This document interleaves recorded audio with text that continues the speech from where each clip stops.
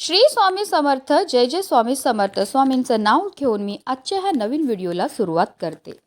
यंदा माघी गणेश जयंती 22 जानेवारी गुरुवारी येत आहे.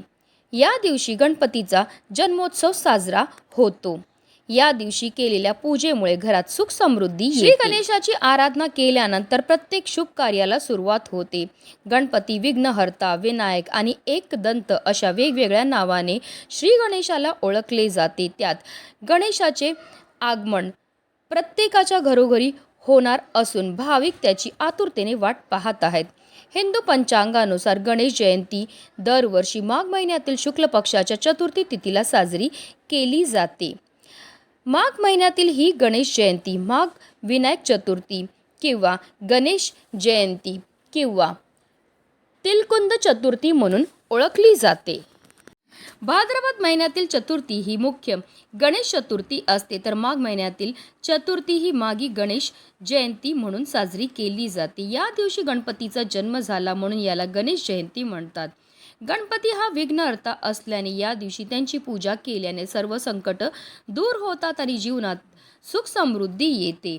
या दिवशी गणपतीची विधिवत पूजा, आराधना आणि व्रत केले जाते, ज्यामुळे मनोकामना पूर्ण होतात.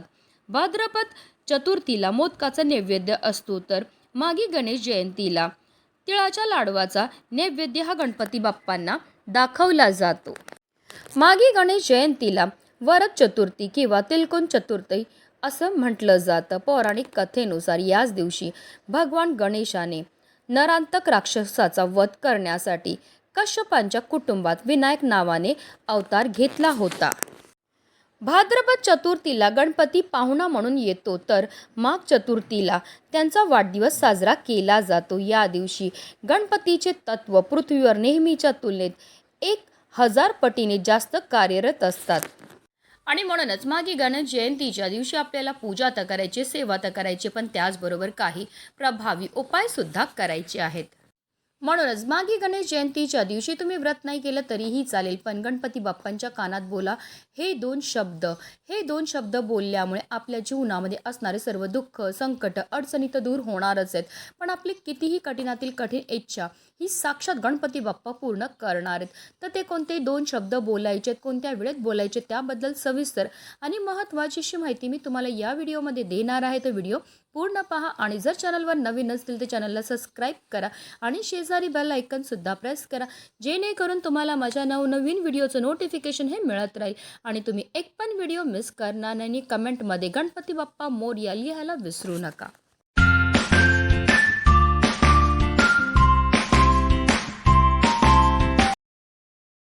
या दिवशी आपल्याला सकाळी उठून स्नान करायची आहे. अनेक घरांमध्ये या दिवशी गणपतीची मूर्ती किंवा फोटोची प्रतिष्ठापना केली जाते. नैवेद्य बाप्पांना अर्पण केला जातो. बाप्पांना मोदक अतिशय प्रिय आहेत. मात्र माघी गणेश जयंतीला तिळाचे विशेष महत्त्व आहे. तिळगुळाचे मोदक किंवा तिळाचे लाडू नैवेद्य म्हणून अर्पण केले जाते. या दिवशी आपल्याला आवर्जून गणपती अथर्व शीर्षमचं पठण करायचं किंवा संकटनाशक स्तोत्राचं पठण करायचं. यामुळे आपल्या घरामध्ये सुख समृद्धी येते. भाद्रपद गणेश चतुर्थीप्रमाणे या दिवशीही चंद्र दर्शन टाळले पाहिजे. 22 जानेवारी रोजी सकाळी 10:14 पासून ते रात्री 10:04 चंद्र पाहणं वर्ज्य आहे, अशुभ मानलं जातं. ज्यामुळे असं म्हटलं जातं की व्यक्तीवर खोटा आरोप लागण्याची शक्यता असते. मध्यान्ह पूजा मुहूर्त हा सकाळी 11:29 पासून ते दुपारी 1:37 असणाऱ्या हा काळ गणपतीच्या पूजेसाठी अत्यंत शुभ मानला जातो, कारण गणेशाचा जन्म मध्यान्ह काळी झाला होता असे शास्त्रात सांगितले आहे. म्हणून आपल्याला सुद्धा आवर्जून याच वेळेत गणपती बाप्पांची पूजा ही करायची आहे.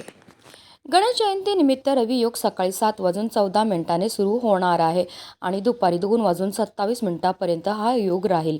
हा एक शुभ योग आहे जो सर्व नकारात्मक प्रभावांना दूर करतो. या दिवशी भद्रा दुपारी सुरू होणार आहे. यावेळी भद्रा पृथ्वीवर असणार आहे, त्यामुळे भद्र कालात कोणतेही शुभ कार्य केले जाणार नाही. गणेश जयंतीला भद्रा दुपारी 2:20 सुरू होईल आणि 23 जानेवारी रोजी पहाटे 2:38 चालेल. आता हा उपाय आपल्याला कधी करायचा, तर गणेश जयंतीच्या दिवशी तुम्ही अगदी सकाळपासून संध्याकाळपर्यंत कधीही हा उपाय जो आहे तो करू शकतात. पण हा उपाय आपल्याला गणपती बाप्पांच्या मंदिरामध्ये जाऊनच करायचा आहे. कारण गणपती बाप्पाच्या मंदिरामध्ये सात्विक अशा लहरी असतात. गणेश जयंतीच्या दिवशी गणेश तत्व हे नेहमीच्या तुलनेत 1000 पटीने जास्त कार्यरत असतात आणि जर हा उपाय आपण मंदिरामध्ये जाऊन केला तर आपल्याला केलेल्या उपायाचं अतिशीघ्र फळ हे प्राप्त होणार आहे. मंदिरामध्ये जाताना आवर्जून आपल्याला डाळिंबाचं फळ जे आहे ते घेऊन जायचं आहे, कारण डाळिंबाचं फळ हे गणपती बाप्पांना अतिशय प्रिय आहे. एक दिवा घेऊन जायचा शुद्ध गाईच्या तुपाचा, तसेच आपल्याला एक नारळ घेऊन जायचं आहे. तिळाच्या लाडवांचा किंवा मोदकाचा नैवेद्य गणपती बाप्पांना घेऊन जायचं आहे. 21 दुर्वांची जुडी घेऊन जायची, जास्वंदीचं लाल फूल घेऊन जायचं. तर या सर्व वस्तू ज्या गणपती बाप्पांना प्रिय त्या घेऊन आपल्याला गणपती बाप्पांच्या मंदिरामध्ये जायचं आहे. मंदिरामध्ये गेल्यावर सर्वप्रथम तिथे आपल्याला दिवा हा प्रज्वलित करून घ्यायचा आहे. गणपती बाप्पांना हळद, कुंकू, अक्षदा, धूप, दीप, अगरबत्ती दाखवून घ्यायची आहे. जी 21 दुर्वांची जुडी घेऊन गेली ती आपल्या मनातली इच्छा व्यक्त करून गणपती बाप्पांच्या मस्तकावर ठेवायची आहे आणि त्यानंतर त्यांच्या हातावर आपल्याला अर्पण करून घ्यायचे. जास्वंदीचं फूल अर्पण करून घ्यायचं आहे. नारळ घेऊन गेले असेल तर तो अर्पण करायचा आहे. तसेच तिळांच्या लाडवाचा किंवा मोदकाचा आपल्याला आवर्जून गणपती बाप्पांना नैवेद्य हा दाखवून घ्यायचा आहे. ही सर्व पूजा करून झाल्यानंतर आपल्याला गणपती बाप्पांच्या डाव्या किंवा उजव्या कोणत्याही कानामध्ये ओम नमः शिवाय या मंत्राचा जप करायचा. म्हणजे आपल्याला एक वेळा ओम नमः शिवाय म्हणायचं आहे आणि आपल्या मनातली जी पण इच्छा असेल ती मनोभावे गणपती बाप्पांना बोलायची आहे. कारण गणपती बाप्पा हे शिवभक्त आहेत. त्यांना आपल्या वडिलांची केलेली जी स्तुती आहे किंवा त्यांच्या नामाचा जो जप आपण करतो त्यामुळे गणपती बाप्पा हे फारच लवकर आपल्यावर प्रसन्न होत असतात.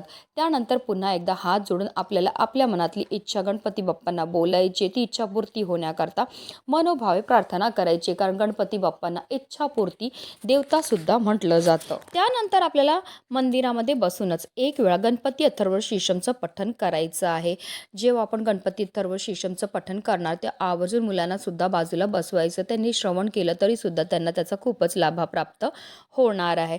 एक वेळा गणपती अथर्व शीर्षमचं पठण करून झाल्यानंतर आपल्याला त्याच्या फलश्रुतीचं पठण सुद्धा करायचं. फलश्रुतीचं पठण केल्यामुळे आपल्याला केलेल्या सेवेचं अतिशीघ्र फळ हे प्राप्त होत असतं. त्याचबरोबर आपल्याला 108 वेळा ओम गण गणपतये नमः या मंत्राचा जप सुद्धा करायचं. या दोन्हीही अतिशय प्रभावी सेवा आहेत गणपती बाप्पांच्या. या सेवा केल्यामुळे आपल्या सर्व इच्छा मनोकामना ह्या गणपती बाप्पा पूर्ण करतात. आता काही कारणास्तव जर तुम्हाला हा उपाय मंदिरामध्ये जाऊन करणं शक्य नाही झालं, तुमच्या इथे मंदिरच नाही आहे, मग काय करायचं? मागे गणेश जयंतीच्या दिवशी बऱ्याच लोकांच्या घरी नवसाचा गणपती बाप्पा हा मांडला जातो. तर तिथे जाऊन सुद्धा तुम्ही हा उपाय जो आहे तो करू शकता. तिथे सुद्धा याच पद्धतीने तुम्हाला गणपती बाप्पांना प्रिय असणाऱ्या वस्तू घेऊन जायच्या आणि त्यानंतर गणपती बाप्पांच्या डाव्या किंवा उजव्या कानामध्ये आपल्याला ओम नमः शिवाय या मंत्राचा जप करायचा आणि आपल्या मनातली इच्छाही व्यक्त करायची. त्याचबरोबर गणपती बाप्पांच्या डोक्यावर अनेक लोक अक्षदा ह्या वाहत असतात. तर त्या अर्पण केलेल्या अक्षदा ज्या आहेत त्या आपल्याला गुपचूप तिकडनं उचलायच्यात. आपल्या घरी घेऊन यायचं. एक लाल रंगाचा कपडा घ्या, त्यामध्ये ह्या अक्षदा आपल्याला बांधायच्या आहेत. त्याची पोटली तयार करायची आणि ही पोटली आपल्या पाकिटामध्ये ठेवायची. अशी ही पोटली आपल्या पाकिटामध्ये ठेवल्यामुळे आपल्यावर कधीही कोणत्याही प्रकारचं वाईट संकट तर येतच नाही, पण आपली चव बाजूने भरभरून अशी प्रगती व्हायला लागते. म्हणूनच व्हिडिओ जास्तीत जास्त लोकांपर्यंत शेअर करा, जेणेकरून प्रत्येकाच्या आयुष्याचं कल्याण हो हीच मनामध्ये इच्छा. गणपती बाप्पा मोरया.